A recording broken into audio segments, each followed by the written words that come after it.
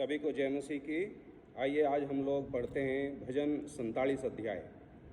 यहाँ इस तरीके से लिखा है, हे देश देश के सब लोगों तालियां बजाओ, ऊंचे शब्द से परमेश्वर के लिए जय जयकार करो, क्योंकि यहोवा परम प्रधान, भय योग्य और सारी पृथ्वी के ऊपर महाराजा है।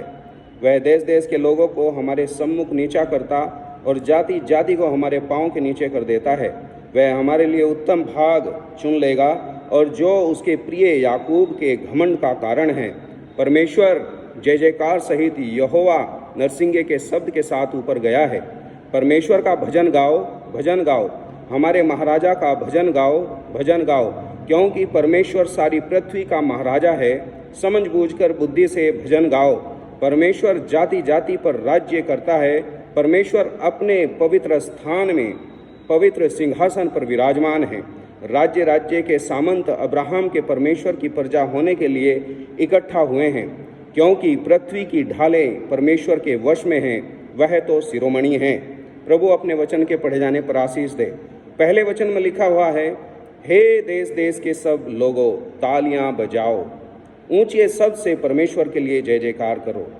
मेरे भाई बहनों, परमेश्वर के लिए तालियां बजाओ क्या मतलब है? परमेश्वर के लिए जय जयकार करो क्या मतलब है?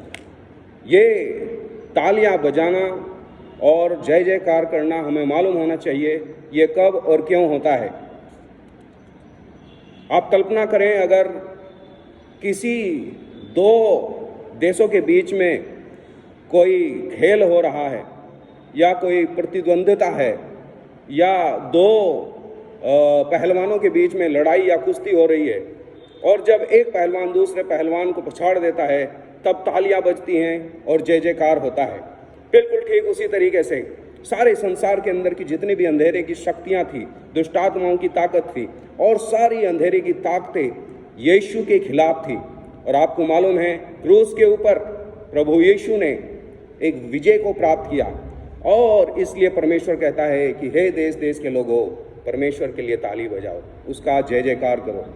आपको मालूम है, जब दाऊद गौलियत को जीत कर आ रहा था तो सभी स्त्रियां, पुरुष और सब बड़े जोरों से जय जयकार कर रहे थे। बिल्कुल ठीक उसी तरीके से क्रूस के ऊपर एक विजय परमेश्वर ने स्थापित की। और बाइबल बताती है कुलूसियों 2 अध्याय के 14 और 15 वचन में, और विधियों का वह लेख जो हमारे नाम पर और हमारे विरोध में था मिटा डाला, और उसे क्रूस पर कीलों से जड़कर सामने से हटा दिया, और प्रधानताओं और अधिकारों को ऊपर से उतार कर उनका खुल्लम खुल्ला तमाशा बनाया, और क्रूस के द्वारा उन पर जय जयकार की ध्वनि सुनाई दी। मेरे भाई बहनों, यह है वो जय जयकार की ध्वनि, और यह है वो तालियां बजाना। तालियां बजाना अपने हाथ से और अपनी जोरों से जय जयकार करने का मतलब नहीं, आपका मन, आपके मन से तालियां बजे, आपके मन से परमेश्वर की जय जयकार हो, आप चिल्लाएं परमेश्वर के लिए। और बाइबल बताती है उसका, अगर हम पढ़ते हैं वो क्यों हमें परमेश्वर का जय जयकार करना है, क्यों तालियां बजानी है। 2 वचन बताता है, यहोवा परम प्रधान और भय योग्य है, वो सारी पृथ्वी के ऊपर महाराजा है। हमारा परमेश्वर राजाओं का राजा है, प्रभु का प्रभु है, वो सारी पृथ्वी के ऊपर, परिस्थिति कैसी ही विषम क्यों न हो, लेकिन सब कुछ उसके अधीनता में है, वो सब के ऊपर महाराजा है। प्रभु की स्तुति हो। और 4 वचन बताता है, वह हमारे लिए उत्तम भाग चुन लेगा, उत्तम भाग चुन लेगा। और बाइबल में पहला पत्रस 1 अध्याय के 4 वचन में ऐसा लिख रखा है कि अर्थात एक अविनाशी और निर्मल और अजर मिरास के लिए जो तुम्हारे लिए स्वर्ग में रखी है। ये ऐसी मिरास है, ये हमारा ऐसा उत्तराधिकार है, हम उस चीज के वारिस हैं। और बाइबल बताती है कि हमारे लिए उत्तम भाग चुन लेगा। उसकी कल्पनाएं हमारे लिए उत्तम हैं, उसके विचार हमारे लिए बहुत ही अति उत्तम हैं।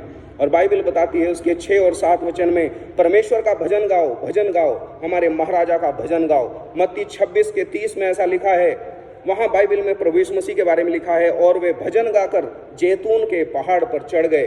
प्रभु यीशु मसीह स्वयं भजन गाते थे। और मेरे भाई बहनों, हमें भजन गाने हैं।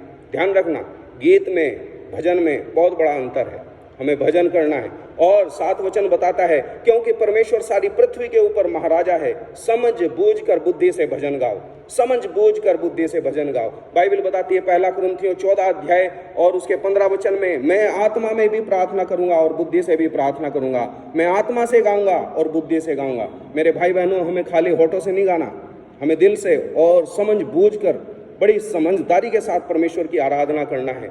कैसे आराधना करना है, ना केवल हमें समझबूझ कर आराधना करना है, बल्कि बाइबल बताती है यूहन्ना 4 अध्याय और 24 वचन में परमेश्वर आत्मा है और अवश्य है कि उसकी आराधना करने वाले आत्मा और सच्चाई से उसकी आराधना करें।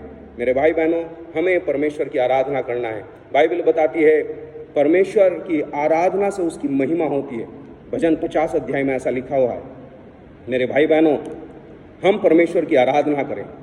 आराधना करने वाला उसकी महिमा करता है। और बाइबल के 47 अध्याय के 9 वचन में ऐसा लिख रखा है, राज्य के सामंत अब्राहम के परमेश्वर की प्रजा होने के लिए इकट्ठा हुए हैं और पृथ्वी की ढालें परमेश्वर के वश में हैं, वह तो शिरोमणि है। हे मेरे भाई बहनों, हम परमेश्वर की आराधना करें, वह शिरोमणि है। प्रभु आप लोगों को आशीष दे।